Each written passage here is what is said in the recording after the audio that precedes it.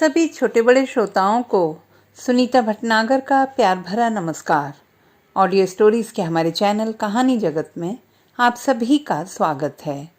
हिंदी कहानियों की श्रृंखला में आइए आज सुनते हैं अवधेश श्रीवास्तव जी द्वारा रचित कहानी दरार।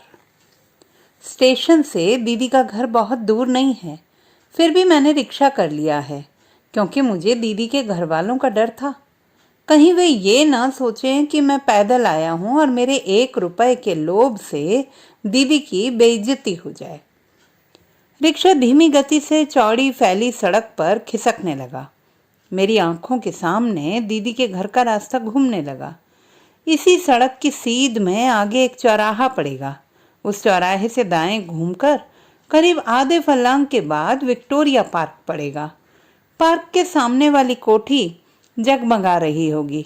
वही कोठी दीदी का घर है, जहां दीदी को कैद हुए 5 वर्ष व्यतीत हो चुके हैं। सच कहूं तो दीदी के परिवार वालों से मुझे नफरत हो गई है। उनके रईसी ठाट बाट से मेरे मन में क्रोध उबलता है। इस क्रोध के बीच दीदी भी आ जाती है। हालांकि दीदी का कोई कसूर नहीं होता है। मानती अक्सर दीदी के ससुराल की तारीफ पड़ोसियों से करने बैठ जाती हैं। जैसे ही वे तारीफ हाँकना शुरू करती, मैं उनसे बहस करने लग जाता हूँ। बहस में जीत ना पाने के कारण मानती बाद में घंटों लंबा लेक्चर दे डालती। तो जैसा निकृष्ट कोई नहीं होगा दुनिया भर में। कोई बहन के फलने फूलने पर भी जलता है। हर माँ बाप चाहते हैं कि उनकी बेटियां बड़े घराने में जाएं। तू मेरी बेटी के पीछे क्यों पड़ा रहता है? तेरे बाबूजी ने इतना व्यवहार कर लिया है, तेरे दरवाजे पर तो कोई थूकने भी नहीं आएगा। अभी तो कुछ है नहीं, तब इतना घमंड। तुम्हारी औलादें होंगी तब देखूंगी।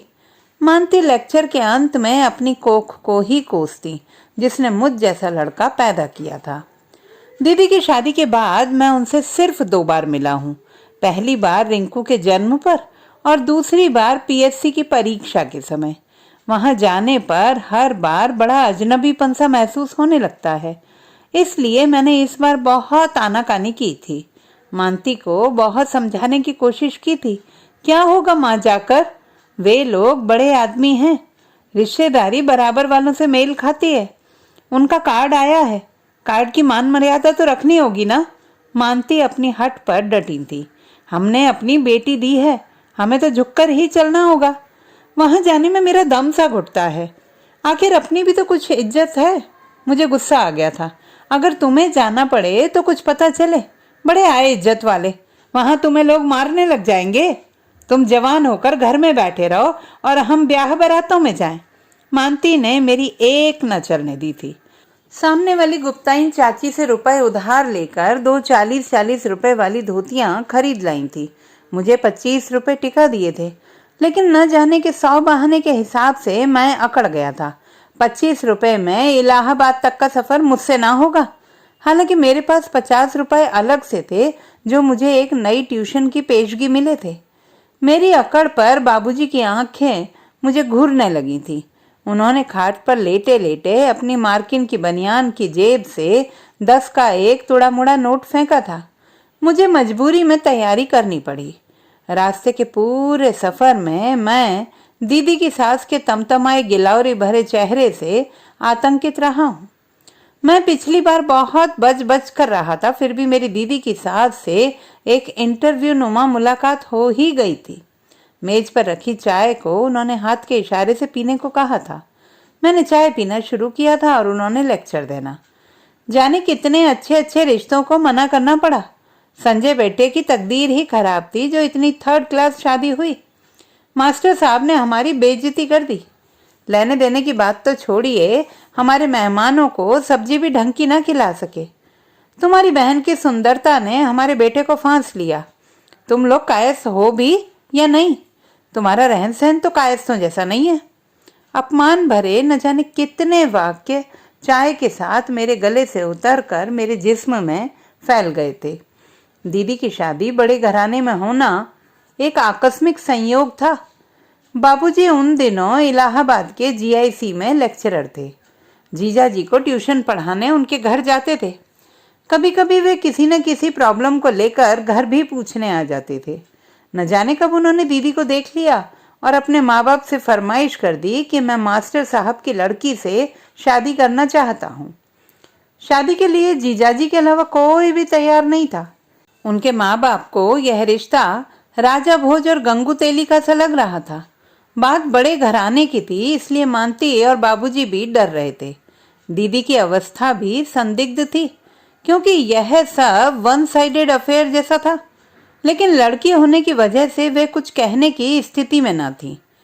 इसी बीच बाबूजी रिटायर हो गए थे। हम लोग दादाजी द्वारा बनवाए गए मकान में कानपुर आ गए थे। जीजाजी के पिताजी का शादी के लिए हाँ वाला खत कानपुर ही पहुंचा था। बाबूजी ने प्रोविडेंट फंड और कुछ इधर उधर से उधार पैसा लेकर अच्छी तैयारी की थी, लेकिन इज्जत धूल में मिल ही गई थी। शराब के नशे में धुत जीजाजी के पिताजी ने सब्जी की कटोरियों को फेंकना शुरू कर दिया था। बाबूजी उनके पैर पकड़े घंटों माफी मांगते रहे थे, लेकिन उन्होंने तहसीलदार होने का पूरा रौब बाबूजी पर उतार दिया था। बाबूजी फिर भी खुश थे। उनके सिर से दीदी का बोझ उतर गया था। मैं मूक बना सामाजिक रीति रिवाजों के माध्यम से दीदी की सुंदरता का अपहरण देखता रहा। ससुराल वालों का सारा गुस्सा दीदी पर उतरा था। शादी के बाद वे कभी मानती, बाबूजी और छोटे भाई बहन का मुंह नहीं देख पाई। बेजान खतों से ही अपने प्यार को जिंदा रखने की कोशिश की थी। साहब, आगे बारात जा रही है, कहिए तो गलियों से निकाल ले चलूं। अचानक रिक्शे वाले ने चौंकाया था। सोचने की श्रृंखला टूट गई थी। अतीत की स्मृतियों ने वर्तमान में लाकर पटक दिया। मुझे मन ही मन शादियों के लिए मौसम बनाने वालों पर झल्लाहट हुई थी। चाहे जिधर से ले चलो यार। मैं यह कह तो गया, लेकिन मन ही मन डरा भी कि रिक्शे वाला बारात का बहाना करके कहीं और ना ले जाए। गलियों में खड़े पुराने मकान देखकर मुझे अपना मकान याद आ गया, जो अब गिरने की स्थिति में आ गया है। जिस स्थिति में दादाजी ने मकान सौंपा था, बाबूजी उस स्थिति को बरकरार न रख सके थे। पुताई के अभाव में दीवारें धुंधली हो गईं, छतों में दरारें पड़ गईं। किसी जगह की ईंट उखड़ गई या प्लास्टर हट गया तो उसे दोबारा बनवाने की नौबत ही नहीं आई। आर्थिक स्थिति ढुलमुल होने की वजह से सिर्फ इतना ही नहीं हुआ, बल्कि सोफे और कुर्सियों की बुराइयां उधड़ गईं, जिन्हें कबाड़ में शामिल कर लिया गया। पलंग से पलंगपोश के चिथड़े बनकर हट गए। परिवार निम्न मध्यम वर्गीय सीढ़ी से उतरकर निम्न वर्ग में आ गया। रोटी, कपड़ा और भाई बहन की पढ़ाई लिखाई आदि का खर्च बमुश्किल मेरी और बाबूजी की ट्यूशन से निकलता था। मैंने दूर से ही देखा, दीदी का हवेली नुमा घर जगमगा रहा है। मेरे मन में तसल्ली सी आई कि रिक्शे वाले ने मुझे सही जगह पर पहुंचा दिया है। अब मुझे सब साफ दिखाई देने लगा है। अंग्रेजी में बल्बों से जगमगाते शब्द, बीना वेड्स सुदेश। रिक्शे वाले को मैं वहां तक घसीट ले गया जहां तक भीड़ व्यवधान न बनी। उतरकर मैंने रिक्शे वाले को पैसे दिए। एयर बैग को कंधे पर टांग कर मैं भीड़ को काटता हुआ अंदर चला गया। बिजली की सजावट से ऐसा लग रहा था जैसे ये शादी के लिए नहीं, बल्कि बिजली की नुमाइश दिखाने के लिए लगाई गई हो। एक तरफ ऑर्केस्ट्रा पर फिल्मी धुन चालू है तो दूसरी तरफ लाउड स्पीकर पर फिल्मी गीत सुनाई दे रहा है। लाइन से पड़े सोफों पर बच्चे शोर मचा रहे हैं।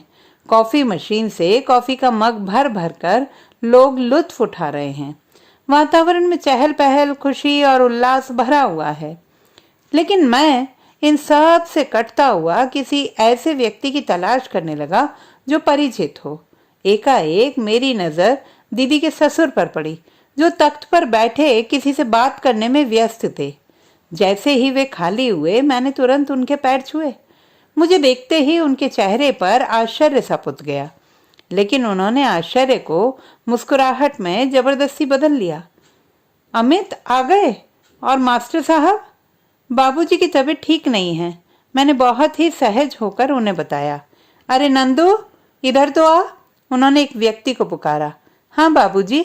वह व्यक्ति यंत्र चालित सा आकर खड़ा हो गया था। इन्हें संजय बाबू के कमरे में पहुंचवा दो। मैं उस व्यक्ति के पीछे पीछे चलने लगा। खुले आंगन में आकर उस व्यक्ति ने स्वर तेज किया, मालकिन, मालकिन। उसके स्वर को सुनकर थोड़ी देर बाद ही भीड़ से छटकर दीदी की सास बाहर आ गई। मैंने न चाहकर भी तीव्र गति से उनके पैर छुए। मुझे देखते ही उनके चेहरे पर भी आश्चर्य सपुत गया। गिलौरी भरे मुंह को उन्होंने चलाया। क्या अकेले आए हो? जी, मैंने संक्षिप्त सा उत्तर दिया। दीदी की सास कुछ और पूछती, तभी वह व्यक्ति बोला, मालकिन, बाबूजी ने कहा है कि इनको संजय बाबू के कमरे में पहुंचा दो। अच्छा अच्छा, तुम बाहर जाओ। दीदी की सास ने उस व्यक्ति को उपेक्षा की दृष्टि से देखा। दीदी की सास कुछ देर गुमसुम सी खड़ी रहीं। फिर उन्होंने आंगन के कोने में बैठी औरतों में से एक को बुलाया।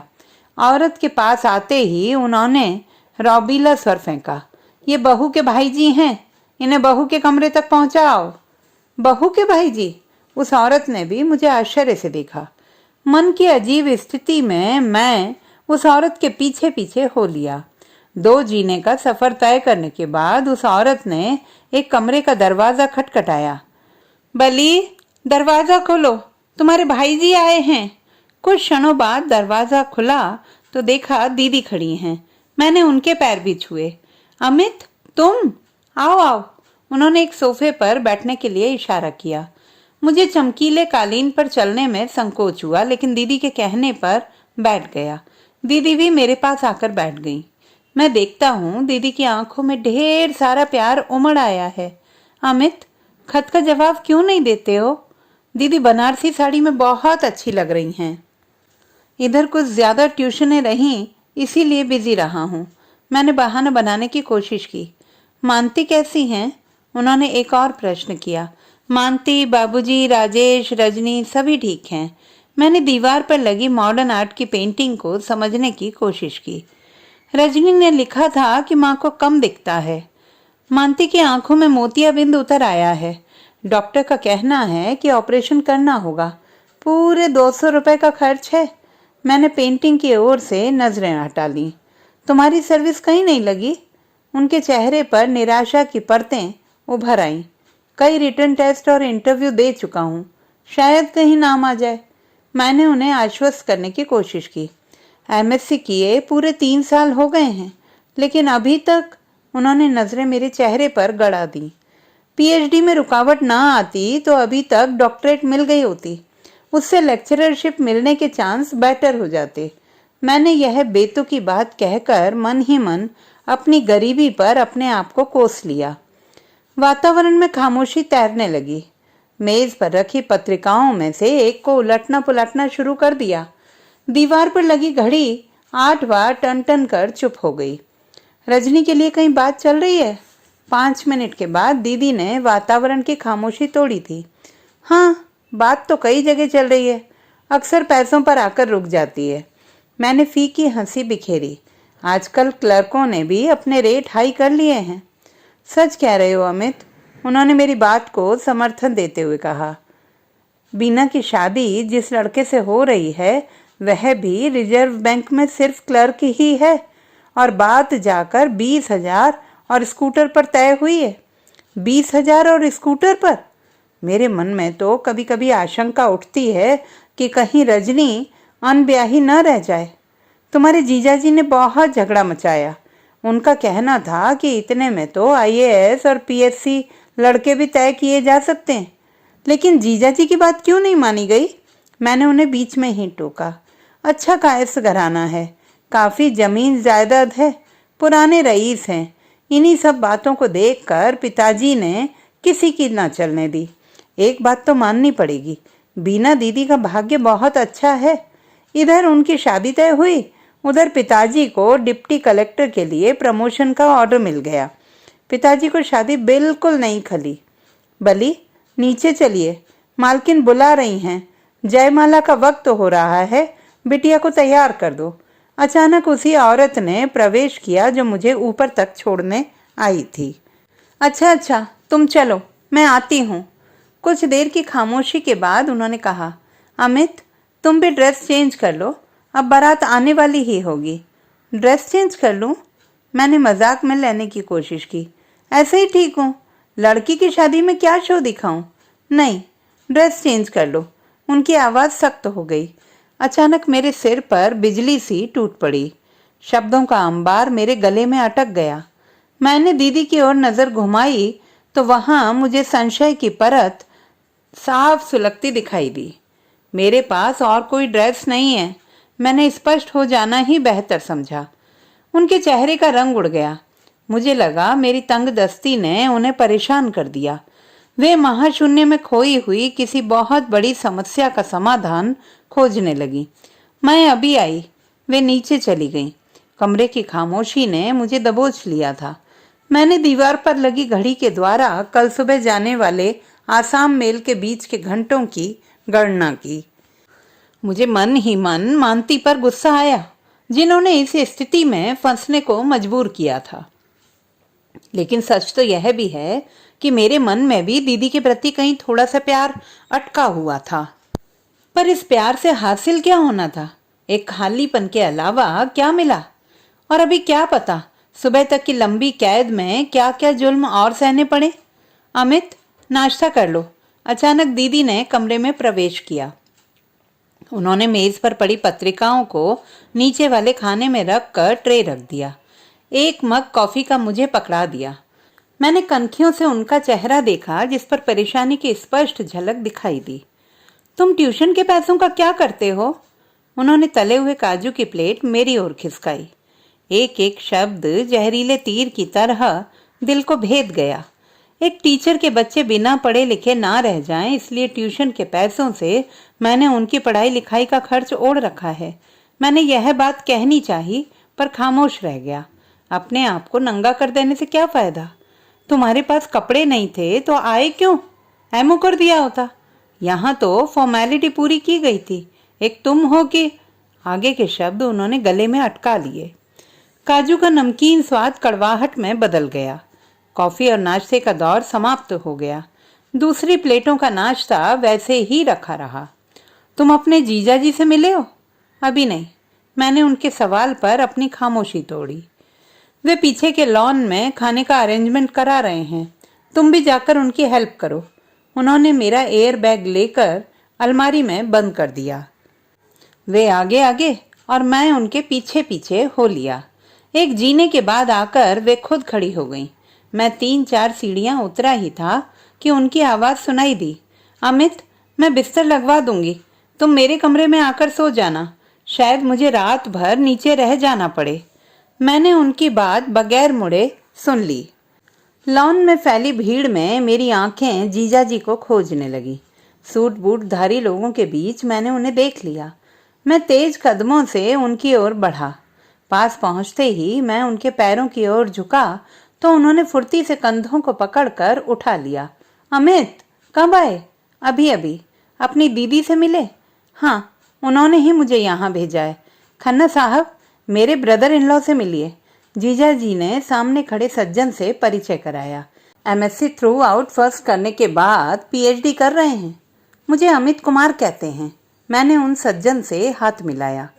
जीजा जी ने मुझे एकदम से बहुत सारे झूठ के नीचे दबा दिया, जहां से उभर कर मैं कह ना सका कि एमएससी फाइनल में प्रैक्टिस में केवल पासिंग मार्क्स होने की वजह से कुछ मार्क्स कम हो गए, फर्स्ट क्लास नहीं पा सका। इस कारण थ्रू आउट फर्स्ट क्लास कहने का हक नहीं है मुझे। गरीबी के कारण पीएचडी के सपने ने तो अब बदबू देना भी छोड़ दिया है। दीदी ने आपके हेल्प के लिए भेजा है, बताइए मैं क्या करूं? मैंने जीजाजी से पूछा। यहाँ तो अरेंजमेंट हो गया, तुम अपने हालचाल सुनाओ। अब हम दोनों पंक्तिबद्ध मेजों के बीच आ गए। एक मेज के पास रुककर उन्होंने आवाज लगाई थी, यहाँ एक क्वार्टर प्लेट और रखना। एक व्यक्ति ने आकर उस कमी को पूरा कर दिया। घर पर सब लोग कैसे हैं? उन्होंने पुलाव की खुली प्लेट को ढकते हुए पूछा। सब ठीक हैं, मैंने संक्षिप्त सा उत्तर दिया। अचानक उन्होंने एक बच्चे को पुकारा, रिंकू इधर आओ, अपने अमित मामा जी से मिलो। रिंकू मेरे सामने आकर खड़ा हो गया। आंखों में सहमा सहमापन भरकर उसने अपने हाथ जोड़ दिए। किस क्लास में पढ़ते हो? मैंने उसे गोद में उठा लिया। अभी तो केजी में ही हूँ। उसने अपने जुड़े हाथों में से सीधे हाथ को अपनी टाई की गांठ पर पहुंचा दिया। एक व्यक्ति ने बारात आने की खबर दी। सभी लोग फुर्ती में आ गए। जीजाजी ने हर एक मेज पर सर्व करने के लिए आदमी खड़ा कर दिया। पान सिगरेट वाले को आगे की तरफ पहुंचा दिया। इतना सब कराकर खुद बाहर की ओर चले गए। रिंकू ने गोद से उतरने की इच्छा जाहिर की। मैंने तुरंत उसकी मूक इच्छा पर निर्णय लेकर उसे गोद से उतार दिया। अब मैं इस माहौल में अकेला अजनबी सा खड़ा रह गया। मैं जीने में चढ़कर दीदी के कमरे में वापस आ गया। कमरे में इसी बीच तीसरे बेड का इंतजाम कर दिया गया था। कमरे में फैली ट्यूबलाइट की रोशनी एकाकीपन को और उजागर कर रही थी। मैंने खिड़की में पड़े पर्दे को हटाकर बाहर की ओर झांका। भीड़ के बीच में शराब के नशे में धुत कुछ जवान लड़के ले जाएंगे दिल वाले दुल्हनिया ले जाएंगे गीत को हिजड़ा स्टाइल में गा रहे थे। मैं वापस आकर पलंग पर बैठ गया। कुछ देर तो मैं यूं ही गुमसुम सा बैठा रहा, फिर जूते मोजे उतार कर पलंग पर लेट गया। मेरे मन मस्तिष्क में उस समय सबसे अहम सवाल यह था कि मैं दोनों 40 रुपए वाली धोतियां दूं या न दूं। दोनों ही स्थितियों में दीदी की बेइज्जती हो सकती है। तो दोस्तों, ये थी हमारी आज की कहानी। आपको कैसी लगी कमेंट बॉक्स में लिखना ना भूलें। चैनल को सब्सक्राइब करें, लाइक करें और मित्रों के साथ शेयर करें।